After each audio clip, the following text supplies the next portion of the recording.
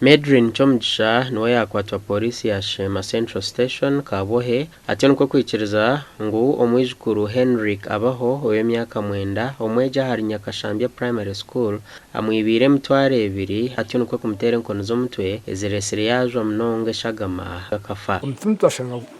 gwinebe muri damage gutire gwinebe ronda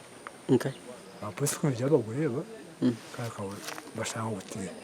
je mutware 2 umwana byakwa yivira mutware 2 tafsime kwa no mutere gentera nambona ndeba ngaho batakaba barya bagire yisho riba yega abatura batujyangwa nyuma y'umwana kutandika kujwe shagama nyine nkuru amokorize mukamba ngo agitwarire mpunu ati kwabire yahika hifo yagwa hansi orufuzu rwatanuka kwecunda nyine nkuru yamutera yakashamaye yata tinza kucunama kantere pota polisi cyo kutera kikargamo ko propanisme kezo zumire bakazihaho nagabiti kucendera kimwe nabwo ico abazire nabo kurebera abana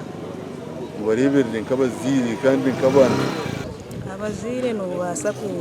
mupanishinga okache mundo mutero bwo ngabura bwo kubana mbiburukira umwana umuzire takutera mwana n'abana gakonkota mutera kumwita Medrin Chomjisha owakwatwa ni nyine nkuru wo mwana owayisere orukuzara nyina kandi ahitwagera kujirayo twasiga abazire batakashyikireho polisi ya Shema yatwarumbira rwo mwana hirwaro rya Kabohe Health Center 4 okuceberwa gashakwa Michael atwakire